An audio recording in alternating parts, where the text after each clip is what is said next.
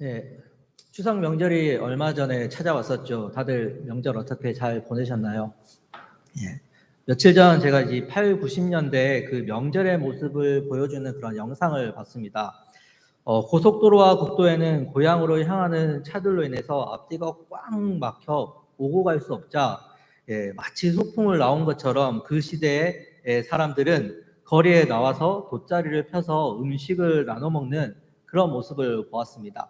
그렇게 고향으로 내려가는 27시간 동안 오랜 시간 동안 걸려서 고향에 내려가서 부모님과 가족, 친지들을 만나는 그러한 정겨운 모습을 보여주는 영상이었습니다. 오고 가는 명절의 모습이 참 보기 좋았습니다.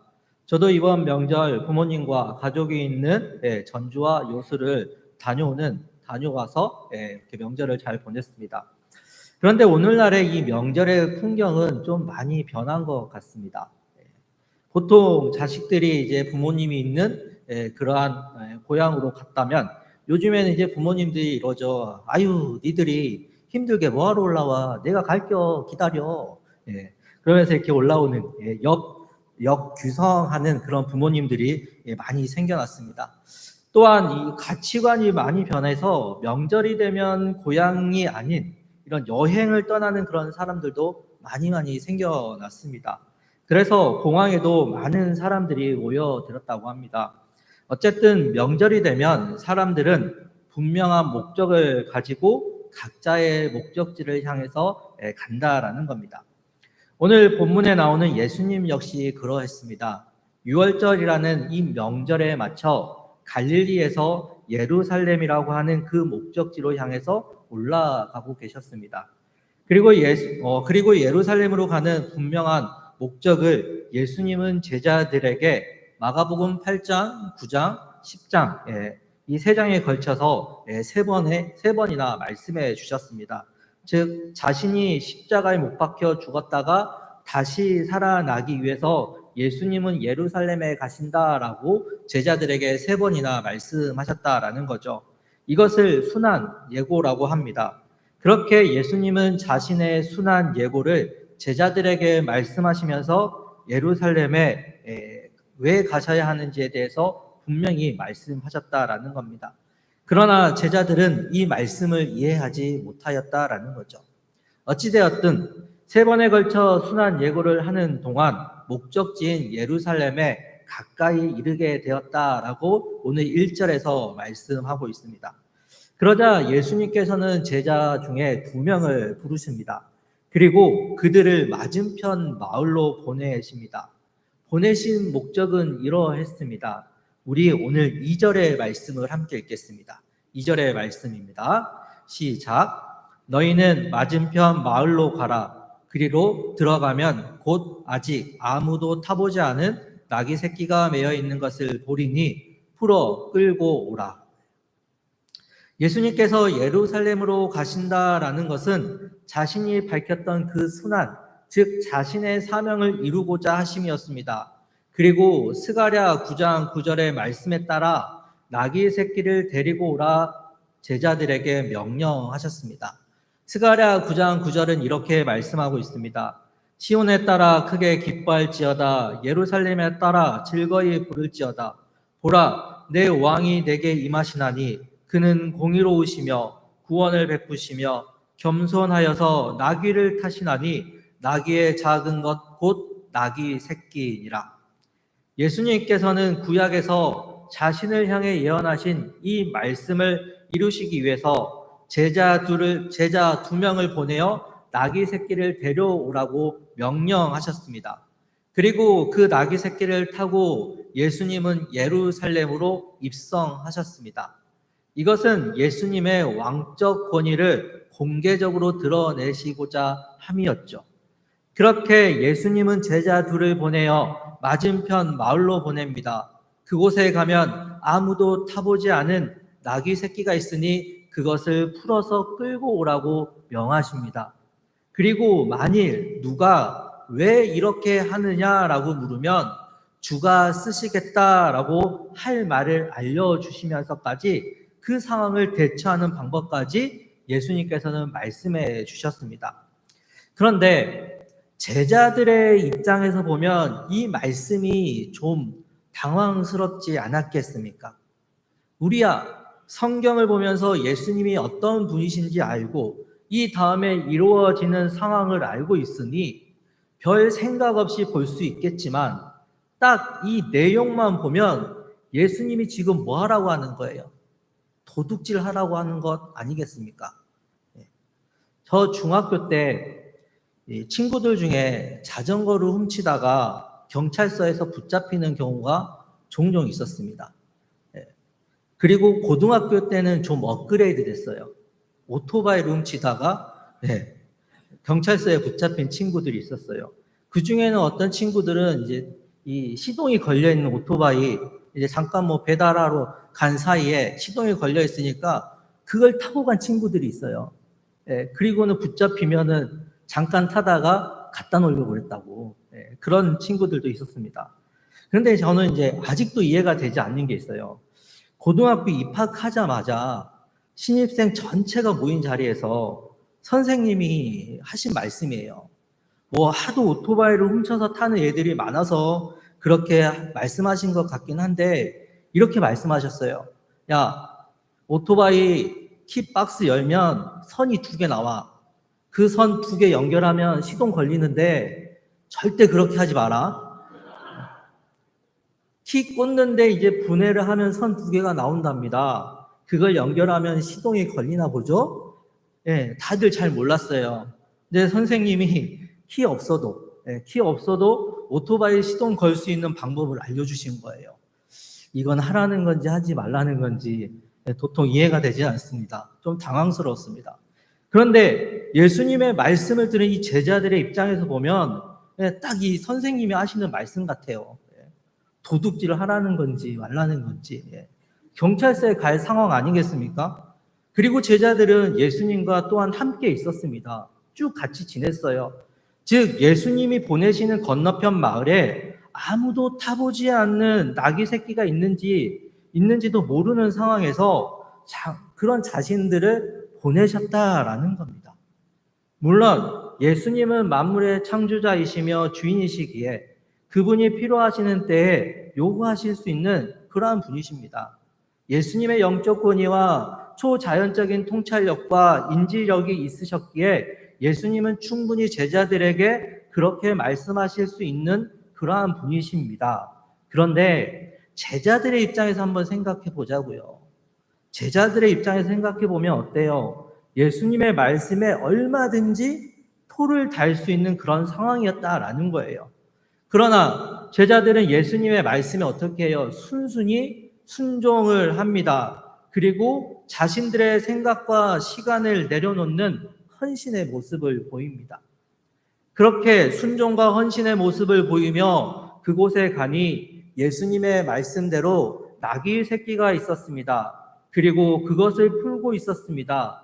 푸는데 일이 생겼어요. 5절의 말씀을 보니 거기 서 있는 사람 중 어떤 이들이 제자들에게 나귀 새끼를 풀어서 무엇 하려느냐라고 묻고 있다라는 거죠.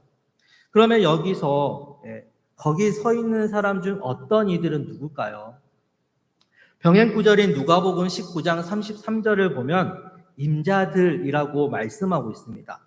즉 그것으로 보아서 제자들에게 나귀 새끼를 풀어 무엇을 하려느냐라는 그렇게 묻는 사람은 바로 다름 아닌 나귀의 주인이었다라는 거죠.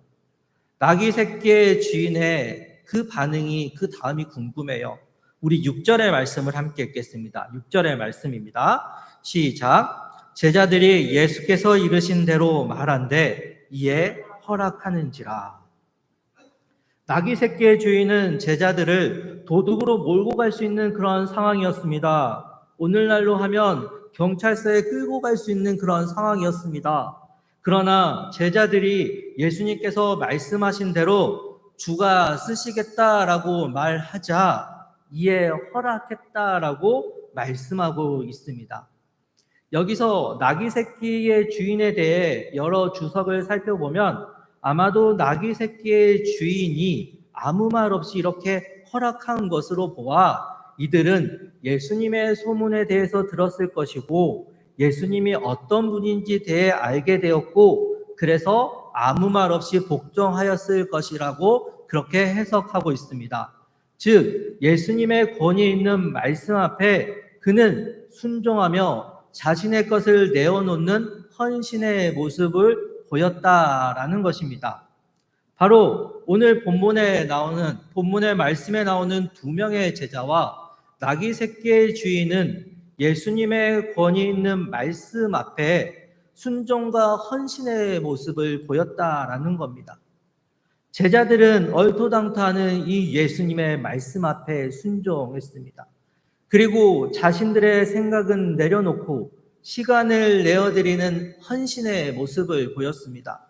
그리고 제자들을 통하여 듣게 된 예수님의 말씀 앞에 나귀 새끼의 주인은 자신이 가지고 있는 물질을 주님을 위해 기꺼이 내어드리는 순종과 헌신의 모습을 보였습니다. 이들의 이러한 순종과 헌신이 있었기에 예수님은 구약에서 예언한 나귀 새끼를 타고 예루살렘으로 입성하실 수 있었습니다. 이처럼 하나님은 순종과 헌신의 삶을 살아가는 사람을 통하여 일하시고 역사하신다라는 겁니다. 그래서 하나님은 오늘도 우리와 함께 일하시고 역사하기 위해 우리를 부르셨습니다. 그리고 그 부르심에 순종과 헌신의 삶을 살아가기를 원하십니다. 그렇다면 우리 사랑하는 호산나 교회 성도님들, 예수님의 이 권위 있는 말씀 앞에 어떻게 순종하시겠으며 무엇을 헌신하며 살아가시겠습니까? 이제 저희는 10월 13일 홈커밍데이를 계획하고 있습니다. 이 홈커밍데이의 목적은 그동안 저희들이 한 영혼의 구원을 위해 생명책에 기록한 이들이 있습니다. 이들 중에 저희 교회에서 함께 신앙생활을 하기를 원하시는 분들이 있을 겁니다. 또 여러 가지 이유로 지금은 호산나 교회를 떠나 있는 기존 성도들이 있습니다. 그분들에게 복음을 전하고 함께 교제하고자 하는 전도 축제가 바로 이 홈커밍 데이입니다. 우리가 이 일을 해야 하는 이유는 무엇이겠습니까? 주님은 이렇게 말씀하셨습니다. 마가복음 16장 15절입니다. 또 이르시되 너희는 온 천하에 다니며 만민에게 복음을 전파하라. 아멘. 복음을 전파하라 예수님께서는 말씀하셨습니다. 즉, 한 영혼의 구원을 위해 복음을 증거하라 하셨습니다. 그래서 오늘 오전 담임 목사님의 말씀처럼 제자들도 복음을 증거하며 살아갔습니다. 이 권위 있는 말씀 앞에 우리 모두 순종을 해보자라는 겁니다. 그런데 말씀에 순종을 하기 위해서는 뒤에 항상 따라다니는 것이 있습니다. 우리에게 요구되는 것이 있습니다. 그것은 바로 헌신입니다. 제자들이 예수님의 말씀 앞에 순종하기 위해 자신들의 생각을 내려놓는 헌신이 있었던 것처럼 나귀 새끼의 주인이 예수님의 말씀 앞에 순종하며 자신의 소유를 기꺼이 내어드리는 헌신이 있었던 것처럼 우리 역시 한 영혼의 구원을 위해서는 내가 가지고 있는 것을 내어드릴 수 있는 이 헌신이 필요하다라는 겁니다. 이번 홈커밍 데이를 위한 그 헌신의 첫 번째가 바로 내일부터 시작되는 특별 새벽 기도회입니다. 이 특별 새벽 기도회에 우리 함께 동참하기를 원합니다. 요즘 새벽 예배 과연 몇 명이나 나올까요? 굳이 말씀드리지는 않겠습니다. 그런데 내일부터 시작되는 특별 새벽 기도회만큼은 우리 나와서 한 영혼을 위해 뜨겁게 기도해 보자고요. 졸린 눈 비벼가면서 함께 부르짖어 보자고요. 피곤한 몸 이끌고 나와서 기도해 보자고요. 정말 어쩔 수 없는 상황이 아니고서는 우리 이 새벽에 한번 모여서 간절히 한 영혼을 위해서 그렇게 한번 기도해 보자고요. 우리가 이렇게 한 영혼의 구원을 위해 말씀 앞에 순종과 이 헌신을 보이는데 하나님이 가만히 있겠습니까? 우리는 기억해야 합니다.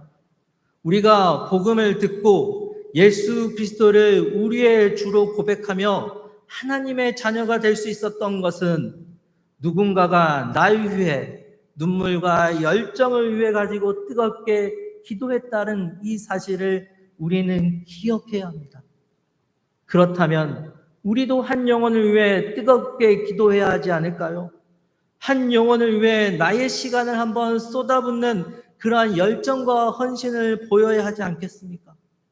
한 영혼을 가치 있는 인생으로 변화시키는 일에 우리 이번 특별 새벽 기도에 한번 매달려 봐야 하지 않겠냐고요. 한 사역자의 아내이며 자식을 선교사로 키우고 제자 훈련을 위해 살았던 캐럴 메이홀이라는 사람은 이렇게 말했습니다. 평범한 사람이라도 온전히 헌신한다면 하나님의 특별한 능력을 입은 일꾼으로 쓰임 받는다. 다시요. 평범한 사람이라도 온전히 헌신한다면 하나님의 특별한 능력을 입은 일꾼으로 쓰임 받는다. 우리 성도님들의 삶 가운데 한 영혼의 구원을 위한 순종과 헌신의 삶이 있을 때 하나님께서는 우리를 하나님의 특별한 일꾼으로 삼아주시고 우리를 통하여 일하시는 줄 믿으시기 바랍니다. 오늘 제자들은 예수님의 말씀 앞에 그 어떤 토도 달지 않고 순종했습니다. 그리고 자신들의 생각을 내려놓고 나귀 새끼를 풀어서 데리고 오는 헌신을 보였습니다. 나귀 새끼의 주인은 제자들을 통해 예수님의 말씀을 들었습니다. 그 말씀을 듣자 이에 허락하는지라. 그렇게 그들은 예수님의 제자들처럼 그 어떤 토도 달지 않고 예수님의 말씀 앞에 순종하며 자신의 것을 내어드리는 헌신의 삶을 보였습니다. 이들의 순종과 헌신을 통하여 스가랴 9장 9절의 말씀을 이루어 가신 것처럼 하나님은 순종과 헌신의 삶을 살아가는 사람들을 오늘도 하나님의 특별한 일꾼으로 삼아 주시며 그들을 통해 하나님의 역사를 이루어 가십니다. 그러니 사랑하는 호산나 교회 성도님들, 하나님의 말씀 앞에 순종과 헌신의 삶을 살아가는 우리들을 통해 하나님의 역사가 일어나는 줄 믿으시기 바랍니다.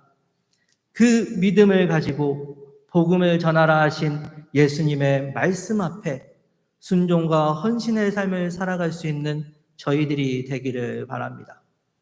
그래서 순종과 헌신의 삶을 살아가는 우리 성도님들을 통해 하나님의 일하심이 있는 이번 홈커밍데이가 되기를 주님의 이름으로 간절히 소망합니다.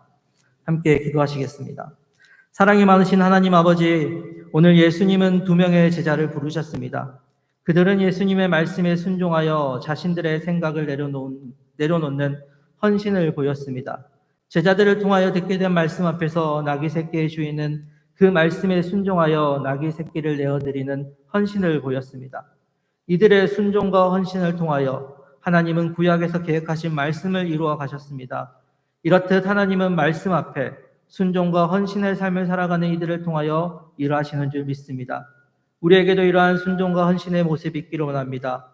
그리고 우리의 모습을 통하여 하나님께서 일하시기를 원합니다.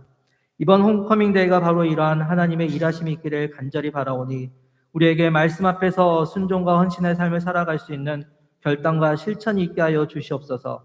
그리고 우리의 이 순종과 헌신을 통하여 하나님께서 귀하게 여기시는 그 영혼들이 10월 13일 홈커밍데이를 통하여 이 교회에 올 수 있게 하여 주시옵소서. 그래서 그들에게 복음이 들려지게 하여 주시며 또한 함께 교제하는 가운데 주님의 사랑을 느낄 수 있는 귀한 시간이 되게 하여 주시옵소서. 감사드리오며 부활하신 우리 주 예수 그리스도의 이름으로 기도드립니다. 아멘.